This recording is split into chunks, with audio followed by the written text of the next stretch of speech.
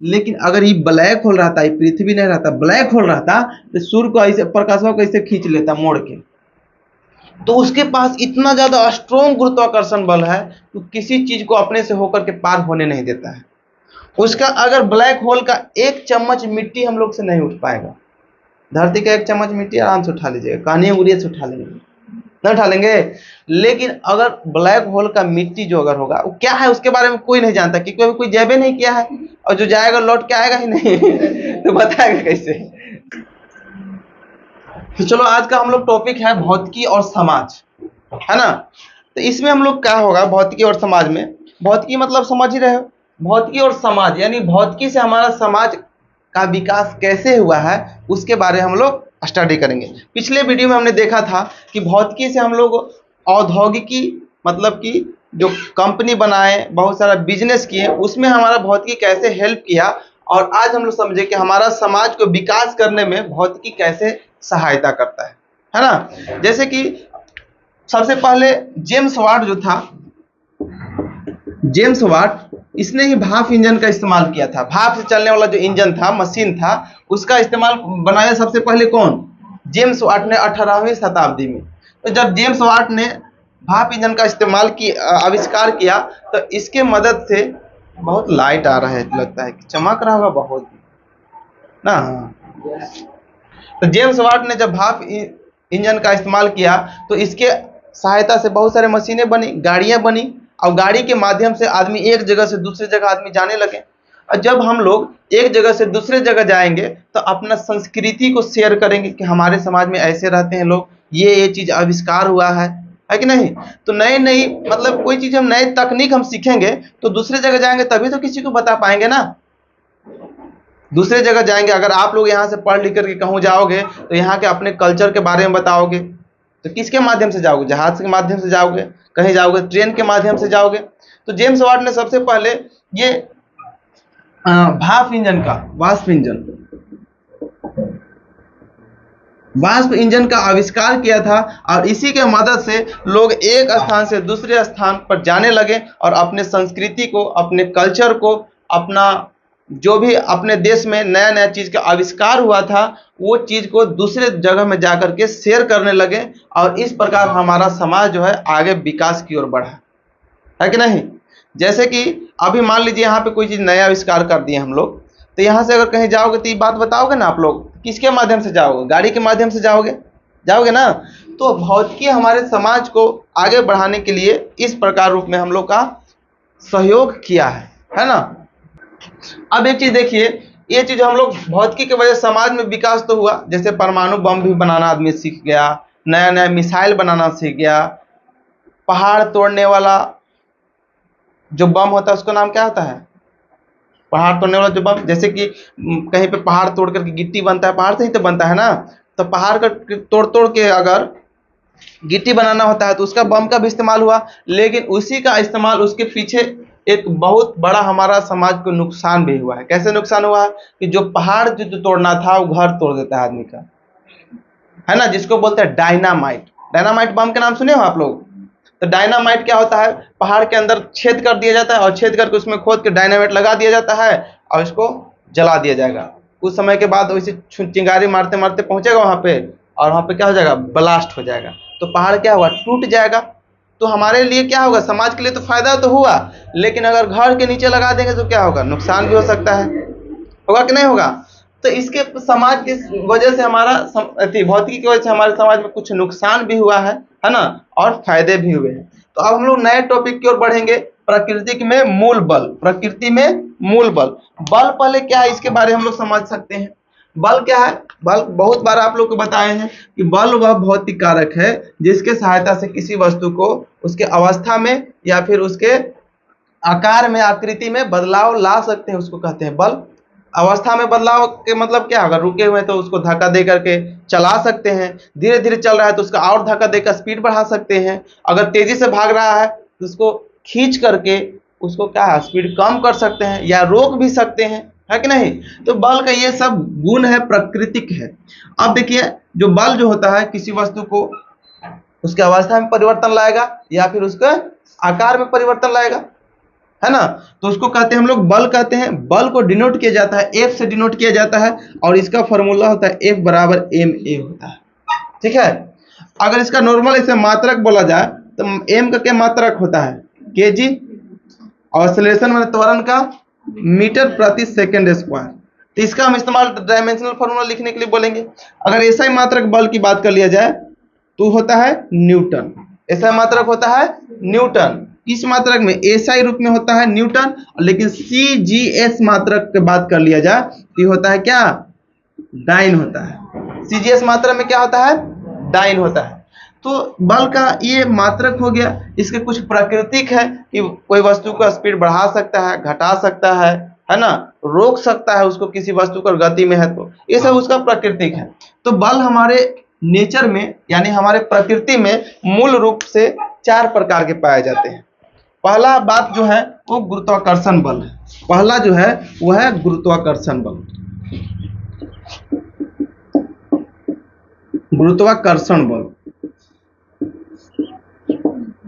पहला जो बल है वो गुरुत्वाकर्षण। देखें बल, पिछले दिन एक टॉपिक जो वीडियो बनाए थे उसमें करीब 20 टाइप के बल बताए थे ना, है ना। सेंट्रीपिटल, सेंट्रीफ्यूगल, गुरुत्वाकर्षण और कौन कौन बताए थे, बहुत तरह के बताए थे। अभी केंद्रीय बल उस तो सेंट्रीपिटल हुआ हिंदी में, है ना।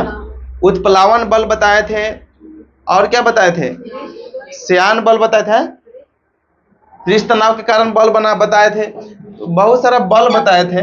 तो लेकिन उतना सारा बल नहीं होता है। मुख्य रूप से प्रकृति में 4 ही प्रकार के होते हैं, लेकिन पढ़ना पड़ता है इसी के अंतर्गत, इसी 4 गो बल के अंतर्गत सभी बल को पढ़ना होता है। यानी 20-25 टाइप के जो बताए थे ना बल, तो इसी 4 गो के अंतर्गत पढ़ना होता है। सबसे पहले हो गया गुरुत्वाकर्षण बल होता है ना। तो गुरुत्वाकर्षण बल क्या है कि गुरुत्वाकर्षण बल कि एक ऐसा बल जिसके कारण पृथ्वी किसी वस्तु को अपनी ओर खींचता है उसको बोलते हैं हम लोग गुरुत्वाकर्षण बल कहते हैं। लेकिन न्यूटन के अनुसार, न्यूटन ने गुरुत्वाकर्षण बल का एक समीकरण दिया था। कौन दिया था,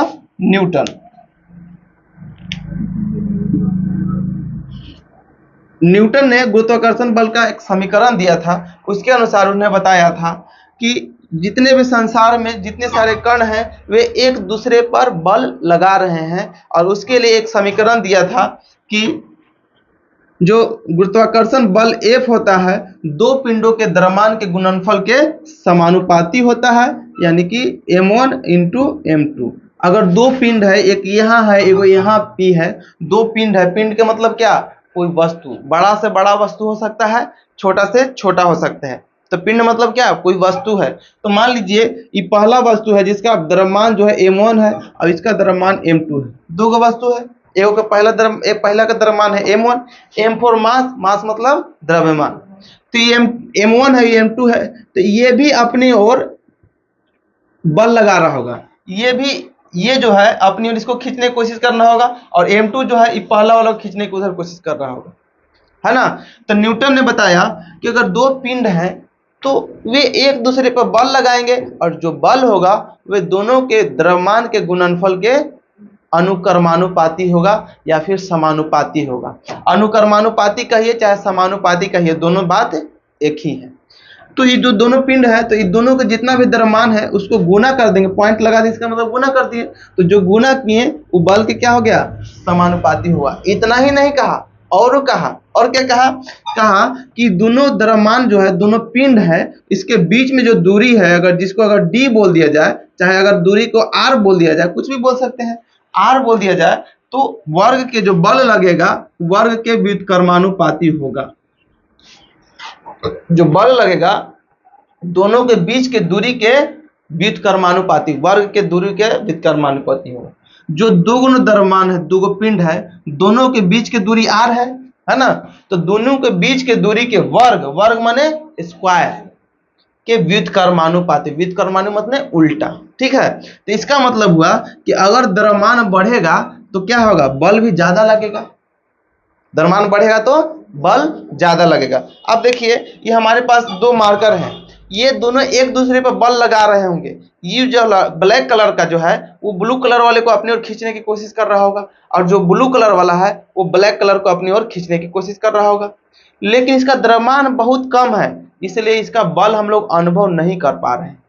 लेकिन पृथ्वी का द्रव्यमान बहुत ज्यादा है, तो इसका हम लोग अनुभव कर पाते हैं कि हमको अपनी ओर खींच करके रखा है। लेकिन ये दोनों जो पेन आपको दिख रहा है, मार्कर दिख रहा है, वे भी एक दूसरे की ओर अपनी ओर आकर्षित कर रहे हैं, लेकिन बहुत द्रव्यमान इसका कम होने की वजह से हम इसे आसानी से अनुभव नहीं कर पा रहे हैं। तो देखिए यहाँ पे जितने ज्यादा द्रव्यमान रहेगा ना, उतना ही ज्यादा बल लगेगा। ठीक है, इसके बाद बीच के दूरी के वर्ग के कर्मानुपाती होता है। जितने ज्यादा दूरी अगर बढ़ते जाएगा उतना ही बल हमको कम महसूस होगा। अगर कोई वस्तु जैसे कि जैसे कोई बृहस्पति ग्रह हो गया और कोई पृथ्वी ग्रह हो गया, अगर दोनों के बीच में दूरी और कम कर दिया जाए तो हम लोग को दोनों का बल का महसूस होने लगेगा, आसानी से दोनों और सट जाएंगे। जैसे चुंबक के नहीं देखे हैं, दो गो चुंबक रहेगा तो जितने नजदीक लेके जाएंगे ना उतना ही इसको सटाने की कोशिश जल्दी, मतलब बल ज्यादा लगाता है। जितना ही चुंबक को दूर हटाते जाएंगे उतना ही हमको बल का आभास कम होने लगता है कि बल अब लगा नहीं रहा है। लेकिन इस चुंबक को हम उठा के यहाँ ला देंगे तो ये अपने से सट जाएगा। क्यों? इसके बीच की दूरी जो हो गया घट गया है। तो बीच की दूरी, इसी तरह दो द्रव्यमान के बीच में की दूरी घट जाता है तो क्या होता है, बल बढ़ेगा। लेकिन जब ई वाला बढ़ेगा तो ई वाला घटेगा। समानुपाती मतलब होते हैं सीधा सीधा, अगर मास बढ़ेगा तो बल बढ़ेगा। व्युत्क्रमानुपाती मतलब उल्टा होता है कि अगर दूरी बढ़ेगा तो बल घटेगा, लेकिन अगर दूरी घटेगा तो बल बढ़ेगा। व्युत्क्रमानुपाती मतलब होता है उल्टा। इसी दोनों को अगर मिला के एक साथ लिख दिया जाता है तो हम लोग लिखते हैं F बराबर m1 अच्छा F is directly proportional to m1 into m2 बटा r स्क्वायर। ठीक है, और इसी के जगह हम लोग समानुपाती को अगर हटाते हैं तो F बराबर हमारा हो जाता है, F बराबर जो बल लगा रहे हैं एक दूसरे पर, तो F बराबर हो जाता है G into m1 into m2 बटे r स्क्वायर हो जाता है। समझे? ये हो जाता है। तो G क्या होता है, गुरुत्वाकर्षण नियतांक होता है।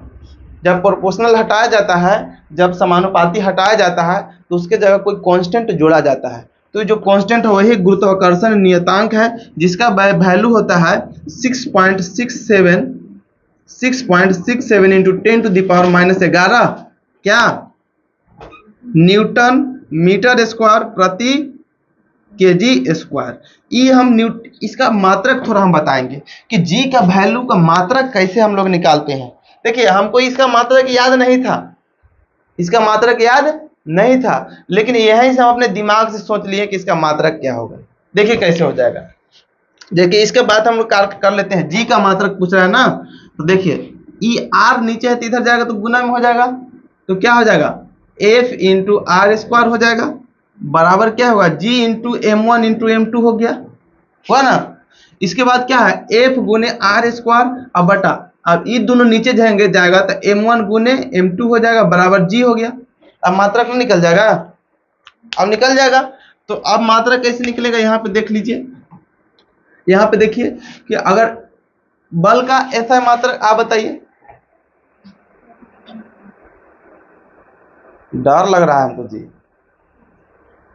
है नहीं याद है, ये नहीं याद है, इंटर में चले जा रहे हैं, छोटका छोटका चीज पॉइंट है, सब याद रहना चाहिए। तो बल का मात्रक क्या होता है, न्यूटन होता है। बल का मात्रक ऐसा मात्रक न्यूटन, यहाँ पे भी बताए थे कल ही, देखो बल का मात्रक न्यूटन होता है। न्यूटन साहब के बारे में बात की थी। तो बल का मात्रक क्या होगा, न्यूटन। अब बताइए दूरी है आर, जो त्रिज्या है आर, दो मास के बीच की दूरी है, तो दूरी का मात्रक क्या होता है, मीटर। दूरी का मात्रक होता है मीटर। यहाँ पे क्या होगा, मीटर स्क्वायर हो गया ना, दूरी दूगो है ना, तो मीटर स्क्वायर हो जाएगा। और नीचे द्रव्यमान दूगो है, द्रव्यमान का मात्रक क्या होता है, ऐसा मात्रक केजी, और दूगो केजी हो जाएगा तो केजी स्क्वायर हो जाएगा। तो हमारा जीव का मात्रक क्या हो जाएगा, न्यूटन मीटर स्क्वायर प्रति केजी स्क्वायर बराबर जी, हुआ ना। तो इसी का मात्रक हुआ ना, है जी का मात्रक क्या होगा, न्यूटन मीटर स्क्वायर प्रति केजी स्क्वायर। तो हम अपने मनवे से यहाँ से गुना कर दिए, ये वाला न्यूटन होवे करेगा, इधर जाएगा तो मीटर स्क्वायर हो जाएगा, नीचे जाएगा तो केजी स्क्वायर हो जाएगा। हमको भी याद नहीं था, लेकिन हम अपने मन में कर लिए तो हो गया तुरंत, हुआ कि नहीं हुआ। तो यही हमारा गुरुत्वाकर्षण बल था। ठीक है, गुरुत्वाकर्षण बल सबसे कमजोर बल होता है। दुनिया में जितना सारा बल लगता है सबसे कमजोर बल कौन सा है? गुरुत्वाकर्षण बल है। और इसका जो रेंज होता है यानी परास होता है सबसे ज्यादा होता है। परास मतलब सबसे ज्यादा होने का मतलब क्या है? अगर कोई वस्तु यहाँ है, आयोग को देखो, अंतरिक्ष में बृहस्पति ग्रह है, मंगल ग्रह है, तो ये मंगल ग्रह और पृथ्वी एक दूसरे पर बल लगा रहे हैं। समझ में आया? तो इसलिए हम कहेंगे कि रेंज इसका बहुत ज्यादा होता है। पूजा बात करके, और ये जो गुरुत्वाकर्षण बल है दुनिया का सबसे वीक बल है, सबसे कमजोर बल है, और इसी के कारण पूरा दुनिया भी चल रहा है। सबसे कमजोर है लेकिन सबसे महत्वपूर्ण भी है, इसी के कारण पूरा दुनिया चल रहा है। हम आप लोग को बताए भी थे कि पृथ्वी पर गुरुत्वाकर्षण बल नहीं होगा तो क्या होगा? धरती पर पानी नहीं रहेगा, सब छितरा के बाहर चला जाएगा। पेड़ पौधा नहीं रहेगा, सब कवर के चल जाएगा। मोबाइल भी हमारा घूमने लगेगा, कैमरा सगरों अंतरिक्ष में जितने सारे ग्रह है फोटो लेते चलेगा है कि नहीं? तो गुरुत्वाकर्षण बल नहीं रहेगा तो दुनिया में अस्तित्व ही नहीं रहेगा। आप हम धरती पर बैठे रहे नहीं रह सकते हैं, चल नहीं सकते, कोई चीज नहीं रह सकता है, सब कबाड़ के उखाड़ के बिगा जाएगा, सब अंतरिक्ष में घूमने लगेगा। समझे बात? तो इसी के वजह से गुरुत्वाकर्षण बल की वजह से ही इस दुनिया मौजूद है। यहाँ पे देखना है कि ये जो जी का वैल्यू सबसे कमजोर बल क्या, क्यों इसको कहा जाता है कि देख लो, आप खुद देख लो कि ये जो जी का जो गुरुत्वाकर्षण नियतांक है उसका वैल्यू कितना है? 6.67 इंटू 10⁻⁻11 है। -11 मतलब क्या? बट्टा में। अगर मतलब हम कह दिया जाए कि 10⁻⁻2 मीटर लिखते हैं तो इसका मतलब क्या होता है? 1/100 होता है। सबको जानते हैं कि नहीं चीज को? सबको जानते हैं जी? नहीं, सबको बोल रहे हैं, हमको डर लगता है। काहे डरा रहे हैं आप लोग हमको? सबको जानते हैं? फिर सबको नहीं बोला है कम नहीं जानते हैं तो बताएंगे ना, फिर डिटेल में बताएंगे। अगर जानते हैं तो फिर ठीक है, नहीं जानते तो उसको डिटेल में थोड़ा सा तोड़ ताड़ के बताएंगे। तो अगर आज जान जाओगे फिर यही वाला बतिया बहुत बार आपको इस चैप्टर में काम आएगा। फिजिक्स पढ़ोगे तो यही बात बार बार आएगा, तो अभी नहीं जानोगे तो फिर तब भी नहीं जानोगे क्या? तो यहाँ पे क्या है देख लिए हम लोग क्या कि अगर इसका मतलब है 10⁻⁻2 है, इसका मतलब 1 बटा कितना है? 100 है। देखो कि माइनस जो है अगर बटा में जाता है तो क्या जी हो जाता है? 10⁻+ में हो जाता है। समझे? तो इसको हम लोग आप क्या लिख सकते हैं? 1 बटा क्या लिख सकते हैं? 100, यानी 1 मीटर का 100वां भाग, 1 मीटर का 100वां भाग है। और गुरुत्वाकर्षण बल का जो नियतांक है ये कैवां भाग होगा? ये कैवां भाग होगा? 6.67 बटा 10⁻11वां, इतनावां भाग होगा। तो बहुत कम है कि नहीं है? बहुत कम है। तो इसलिए कहते हैं कि गुरुत्वाकर्षण बल जो है वो सभी जगह मौजूद है। दुनिया में जितना सारा पिंड है, छोटा से छोटा कण, परमाणु के भी बात कर लिया जाए तो छोटा से छोटा कण, बड़ा से बड़ा कण है, सभी जगह के पास, सभी के पास क्या है? गुरुत्वाकर्षण बल है। लेकिन जिसका द्रव्यमान ज्यादा रहेगा, जो ज्यादा भारी रहेगा, वो क्या होगा? उसमें पास गुरुत्वाकर्षण बल सबसे अधिक होगा। ठीक है? तो हम अभी, आप लोग कभी नाम सुने होंगे, ब्लैक होल के नाम सुने होंगे, सुने हैं कि नहीं सुने हैं? ब्लैक होल के कहा जाता है कि उससे होकर के प्रकाश को भी पार नहीं होने देता है। जैसे पृथ्वी अगर यहाँ है, यहाँ पृथ्वी है, तो प्रकाश ऐसे होकर निकल जाएगा। ठीक है? सूर्य के प्रकाश अगर सन यहाँ से आ रहा है, लाइट आए, मोबाइल मेरा बोलने लगता है, तो सूर्य के प्रकाश जो है ऐसे पार हो जाएगा। लेकिन अगर ये ब्लैक होल रहता, ये पृथ्वी नहीं रहता, ब्लैक होल रहता, तो सूर्य को ऐसे, प्रकाश को ऐसे खींच लेता मोड़ के। तो उसके पास इतना ज्यादा स्ट्रॉन्ग गुरुत्वाकर्षण बल है तो किसी चीज को अपने से होकर के पार होने नहीं देता है। उसका अगर ब्लैक होल का 1 चम्मच मिट्टी हम लोग से नहीं उठ पाएगा। धरती का 1 चम्मच मिट्टी आराम से उठा लीजिएगा, कहानी उंगली से उठा लेंगे, नहीं उठा लेंगे। लेकिन अगर ब्लैक होल का मिट्टी जो अगर होगा, वो क्या है उसके बारे में कोई नहीं जानता, क्योंकि कोई जैबे नहीं किया है, और जो जाएगा लौट के आएगा ही नहीं तो बताएगा कैसे? समझे? तो अगर कहा जाता है कि उसका इतना ज्यादा गुरुत्वाकर्षण बल स्ट्रॉन्ग है, इतना ज्यादा घना है कि उसका 1 चम्मच मिट्टी नहीं उठा सकते। आप लोग तो लग रहा होगा कि 1 चम्मच उसका मिट्टी उठाना 1 हाथी को उठाना बराबर होगा।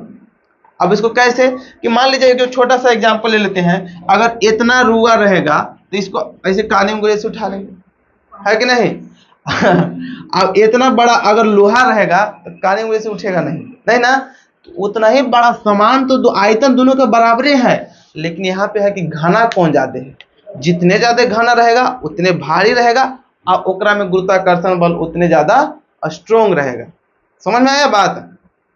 तो इसलिए कहते हैं कि ये सबसे कमजोर बल है, सभी जगह दुनिया में मौजूद है। हर एक कण पर गुरुत्वाकर्षण बल एक दूसरे के प्रति लगता है। उसके लिए फॉर्मूला दिया गया किसके द्वारा? न्यूटन साहब द्वारा। F बराबर क्या है? G इंटू M1 बटा M2 बटा R स्क्वायर। और जो G गुरुत्वाकर्षण है, गुरुत्वाकर्षण नियतांक, उसका वैल्यू होता है 6.67 इंटू 10⁻11 न्यूटन मीटर स्क्वायर प्रति केजी स्क्वायर। समझे? ये होता है इसका वैल्यू। अब आप लोग घबराने की जरूरत नहीं है कि सोचे कि बीरू सर तो सब लिखा रहे थे, हम तो याद है। सब जो PDF हम बनाए हैं, खुद से नोट जो बनाए हैं आप लोग के लिए, तो सब इसमें लिखा हुआ है। ठीक है, तो अभी हम बता दे रहे हैं आपको, अगर PDF दे देंगे तो कम समय में हम लोग ज्यादा चीज पढ़ लेंगे। नहीं तो अगर क्लास में खूब लिखवाएंगे तो 4 गो टॉपिक 2 गो टॉपिक लिखाते लिखाते 1 घंटे खत्म। समझ में आया? तो उसमें क्या होगा कि आप लोग रटोगे ज्यादा, समझोगे कब, है ना। तो चलो अब नया टॉपिक की ओर थोड़ा सा देख लेते हैं। इसमें कुछ छूटा हुआ तो और बता देते हैं। चलो देख लेते हैं, विद्युत चुंबकीय बल हम लोग देखते हैं। दूसरा टॉपिक विद्युत चुंबकीय बल। इसमें हम लोग को क्या पढ़ना है? सेम टू सेम गुरुत्वाकर्षण बल के बारे में पढ़ना। देखिए, हमको चुंबकीय बल बताए थे, बल वाला जो टॉपिक हम बनाए थे, वीडियो बनाए थे, चुंबकीय बल बताए थे और विद्युत बल भी बताए थे, दोनों बताए थे। और चुंबकीय बल और विद्युत बल को एक साथ मिला दिया जाए तो उसको बोलेंगे हम विद्युत चुंबकीय बल। ठीक है, क्योंकि हम लोग जानते हैं कि चुंबक से हम लोग करंट पैदा कर सकते हैं, है ना। चुंबक से हम लोग क्या चीज पैदा कर सकते हैं? करंट, विद्युत धारा। और विद्युत धारा से हम लोग चुंबकीय क्षेत्र उत्पन्न कर सकते हैं ना। तो दोनों एक दूसरे के पूरक है, दूसरे बिना पहला अधूरा है ना। कहता है तुम्हारे बिना हम क्या है? अधूरा है। आप नहीं हो तो हम भी नहीं है। उसको सटा दो रोहित, गेट को सटा दो। हैं?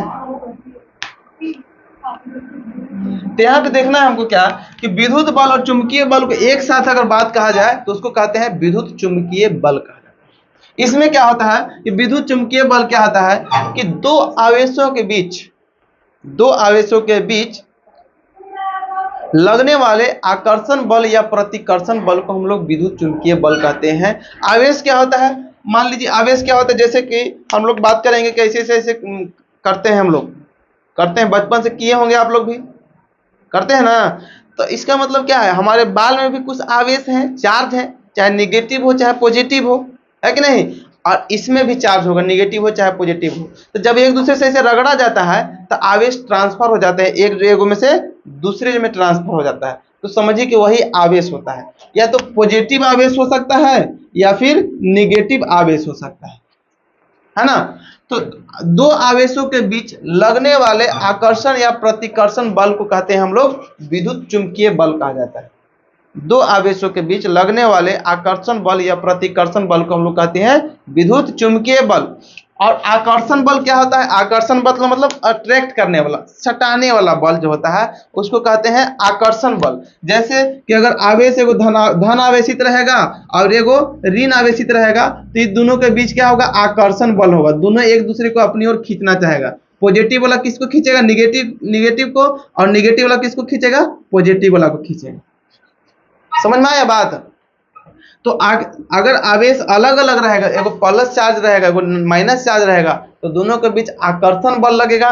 लेकिन अगर आवेश सेम रहेगा, सेम मतलब कि दोनों अगर प्लस प्लस रहेगा तो दोनों एक दूसरे से दूर जाना चाहेगा, तो इसको कहेंगे प्रतिकर्षण बल। या फिर आवेश निगेटिव दोनों रहेगा तो इससे भी जो बल लगेगा वो भी क्या होगा? प्रतिकर्षण बल। अलग अलग आवेश रहेगा तो उसको कहेंगे आकर्षण बल लगेगा। यहाँ पे लगेगा आकर्षण, यहाँ पे लगेगा आकर्षण बल। लेकिन आवेश समान रहेंगे, प्लस प्लस चाहे माइनस माइनस, तो उसको कहेंगे विकर्षण कहेंगे या फिर प्रतिकर्षण कहेंगे। विकर्षण कहिए या फिर कहते हैं प्रतिकर्षण। विकर्षण बल भी कह सकते हैं या फिर प्रतिकर्षण बल कहते हैं। अलग अलग आवेश रहेगा तो दो आवेशों के बीच लगने वाले आकर्षण या विकर्षण बल को हम लोग कहते हैं विद्युत चुंबकीय बल कहते हैं। ठीक है, अब विद्युत चुंबकीय बल का जैसे कि न्यूटन ने दिया था गुरुत्वाकर्षण बल का एक फार्मूला इक्वेशन दिया था, उसी तरह का विद्युत चुंबकीय बल का इक्वेशन कूलॉम साहब ने दिया था। ठीक है, तो कूलॉम साहब दिए थे, इसलिए उन्हें उसे कहा जाता है कूलॉम्स लॉ।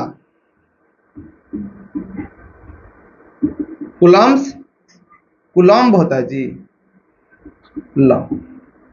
ठीक है, यानी कूलॉम का नियम, हिंदी में लिखेंगे कूलॉम का नियम। तो कूलॉम का नियम कहता है कि अगर दो आवेश हैं, ठीक है, कूलॉम का नियम कहता है हमको, आपको भी कहेगा, तो अगर दो आवेश है उसके परिणाम के गुणनफल के समानुपाती होता है। जो विद्युत चुंबकीय बल है वो आवेश के परिणाम के गुणनफल के समानुपाती होता है। यहाँ पे गुरुत्वाकर्षण बल में क्या था, द्रव्यमान था, m1 m2 द्रव्यमान था, लेकिन विद्युत चुंबकीय बल में हमको आवेश के बारे में पढ़ना है। इसमें जो द्रव्यमान था वो बल के क्या था, समानुपाती होता है। तो आवेश, यहाँ जो बल होगा वो आवेशों के, दो आवेशों के परिणाम के गुणनफल के समानुपाती होता है। और क्या होता है, वो बीच के जो दूरी है, दो आवेश है, वो Q1 है, वो Q2 है, तो इसके बीच में कुछ दूरी होगा, डिस्टेंस होगा, जगह होगा। तो डिस्टेंस को अगर r से डिनोट किया जाए तो क्या कहेंगे कि उसके बीच के दूरी के वर्ग के बीच का अनुपाती होता है। दोनों सेम सेम है कि नहीं, गुरुत्वाकर्षण और आवेश वाला भी है कि नहीं जी, दोनों सेम है, याद करने में कुछ दिक्कत नहीं है। तो अभी दोनों को अगर एक साथ मिला दिया जाए, समीकरण फर्स्ट और समीकरण 2 अगर मान के एक साथ मिला दिया जाए तो हम लिख सकते हैं F is directly proportional to Q1 into Q2 बटे R स्क्वायर। अब डायरेक्टली प्रोपोर्शनल जब हटाते हैं तो हम लोग क्या लिखेंगे, F बराबर लिखेंगे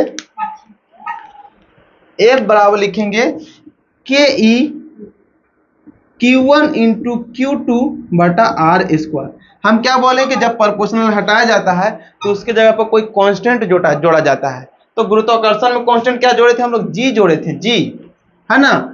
और ये कूलम्ब्स वाला जो है, के से कूलम्ब, तो कूलम्ब वाला जो है उसको के ही जोड़ते हैं, तो इसके लिए इसको बोलते हैं कूलम्ब कांस्टेंट, यानी कूलम्ब नियतांक।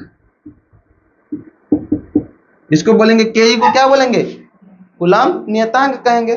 ठीक है, तो ये हम लोग कूलम्ब का नियम हो गया, और इसका जो वैल्यू होता है 8.99 इंटू 10 टू दी पावर 9। के का वैल्यू होता है 8.99 इंटू 10 टू दी पावर 9। अब मात्रक पूछेंगे, इसका मात्रक क्या होगा, ये कोई न्यूटन हो गया, ये वाला इधर जाएगा तो क्या होगा, मीटर स्क्वायर हो जाएगा, और बटा में जाएगा तो क्या होगा, कूलम्ब स्क्वायर होगा। आवेश का ऐसे मात्रक क्या होता है बाबू, कूलम्ब होता है, 10वीं में पढ़े हम लोग, है कि नहीं। तो आवेश का ऐसा मात्रक होता है कूलम्ब। तो ये कूलम्ब का नियतांक का वैल्यू जो होता है 8.99 into 10 to the power 9 newton metre square प्रति कूलम्ब स्क्वायर। समझ में आया। तो हम लोग दूसरा विद्युत चुंबकीय बल भी हम लोग कर दिए समाप्त। इतनी इसमें करना था, जहां पे r क्या है, डिस्टेंस बिटवीन टू चार्ज, है ना, दो आवेशों के बीच की दूरी r है, और ये क्या है, Q1 और Q2 के दो आवेश है कि नहीं। तो चलो अब नेक्स्ट टॉपिक देखते हैं।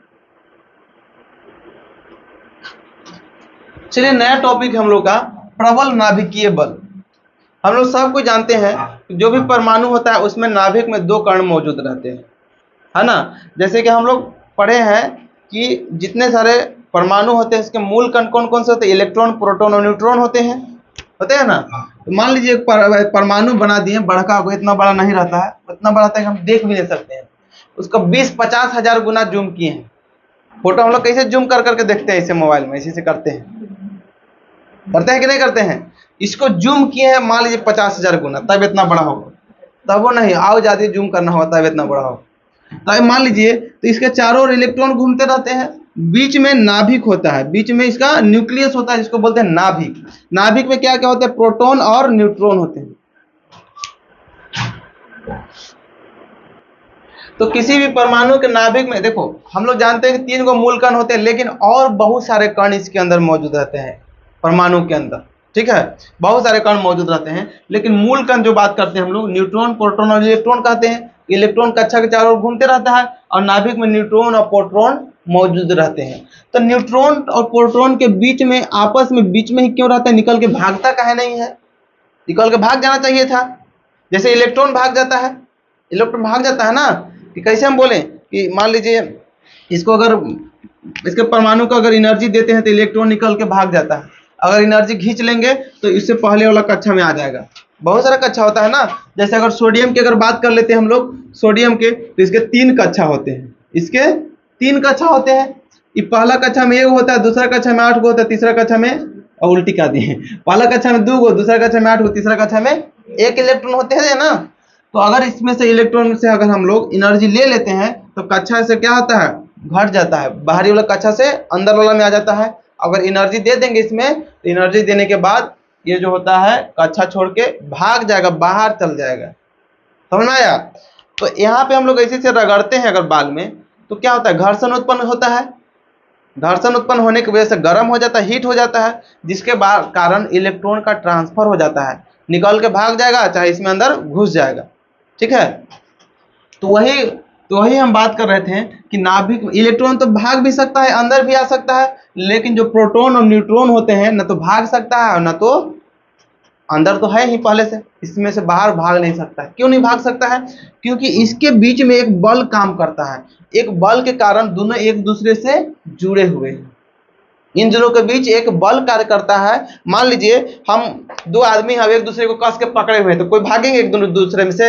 नहीं भाग पाएंगे। ये दोनों एक दूसरे को बल से पकड़ा हुआ है, जिसके कारण ये बाहर कभी भाग नहीं सकता है। और जिस बल से पकड़ा हुआ उसी बल को हम लोग बोलते हैं प्रबल नाभिकीय बल, है ना।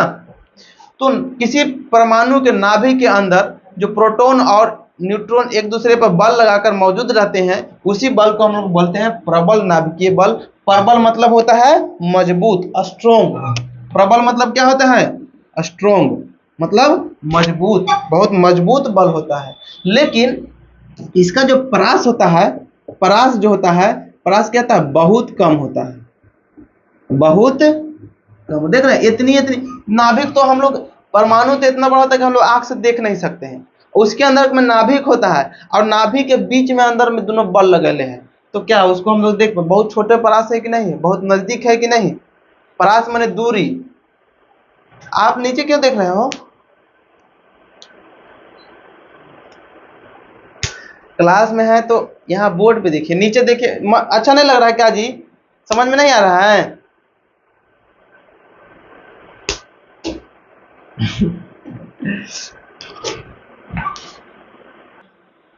तो इसका जो परास होता है बहुत ही कम होता है प्रबल नाभिकीय बल का, और साथ ही साथ ये जो विद्युत चुंबकीय बल है इससे 100 गुना मजबूत होता है, 100 गुना स्ट्रॉन्ग होते हैं। 100 गुना लिख देते हैं, विद्युत चुंबकीय बल से 100 गुना ज्यादा मजबूत होता है प्रबल नाभिकीय बल। समझ में आया? कितना गुना मजबूत होता है? ज्यादा मजबूत, 100 गुना, 100 टाइम्स। तो प्रबल नाभिकीय बल बहुत आसानी था, खत्म हो गया, है ना। अब हम लोग नए टॉपिक की ओर बढ़ते हैं और इसका नाम है दुर्बल नाभिकीय बल। दुर्बल यानी क्षीण नाभिकीय बल। ठीक है, देखिए क्षीण नाभिकीय बल क्या है? वीक न्यूक्लियर फोर्स इसको कहेंगे इंग्लिश में, वीक न्यूक्लियर फोर्स। तो क्षीण नाभिकीय बल जो है, क्षीण मतलब होता है कमजोर, प्रबल मतलब होता है स्ट्रॉन्ग। आप लोग 10th क्लास में पढ़े होंगे प्रबल क्षार, दुर्बल क्षार। दुर्बल माने कमजोर और दुर्बल माने क्षीण भी होता है। ठीक है, तो देखिए अभी हम क्या बताए थे, यूरेनियम की बात कर रहे थे। अभी हम यूरेनियम का संकेत होता है इतना, और इसका परमाणु संख्या होता है 92, और 338 होता है एगो, और 335 होता है। ये सब क्या है? दोनों। तो इसके बारे में बात करेंगे कि जब इसके न्यूक्लियर पर जब इसके न्यूक्लियस पर यानी केंद्रक पर यूरेनियम के न्यूट्रॉन से मारा जाता है, तो उसके केस में बहुत सारा एनर्जी उत्पन्न होता है, और साथ ही साथ और चीज क्या उत्पन्न होता है? कौन आया? और साथ ही साथ क्या होता है? बहुत सारे और कण उत्पन्न होते हैं, जैसे बीटा कण, है ना। जैसे कि बीटा कण उत्पन्न होते हैं। जब न्यूक्लियस को इसका तोड़ा जाता है तो एनर्जी तो बहुत सारा उत्पन्न होता ही है, और बीटा कण भी टूटता है और बाहर निकलता है। हम अभी क्या बताएं कि मूल कण परमाणु में प्रोटॉन, इलेक्ट्रॉन और न्यूट्रॉन होते हैं। इसके अलावा भी बहुत सारे कण होते हैं जिस पे अभी वैज्ञानिक शोध कर रहे हैं, स्टडी कर रहे हैं, कुछ चीज के बारे में जानते भी हैं, कुछ चीज के बारे में नहीं भी जानते हैं, है ना। तो ये बीटा कण जो निकलता है, तो बीटा कण और मूल कण, बीटा कण और मूल कण के बीच में जो बल लगता है एक दूसरे पर, उसको बोलते हैं क्षीण नाभिकीय बल। ठीक है, जब कोई न्यूक्लियर घटना होता है, नाभिकीय घटना जब होता है, तो उस केस में बीटा कण बाहर निकलते हैं। अब बाहर निकलते हैं और इस कण और मूल कण कौन कौन, प्रोटॉन, न्यूट्रॉन और इलेक्ट्रॉन, मूल कण और बीटा कण के बीच में जो नाभिकीय बल लगता है, उसी बल को हम लोग नाभिकीय क्षीण बल कहते हैं। ठीक है, तो प्रोटॉन और न्यूट्रॉन के बीच में जो बल लगेगा उसको प्रबल नाभिकीय बल, लेकिन बीटा कण और मूल कण के बीच जो बल लगता है उसको बोलते हैं हम लोग क्षीण बल बोला जाता है। तो ये भी हम लोग क्षीण बल के बारे में बात खत्म कर दिए।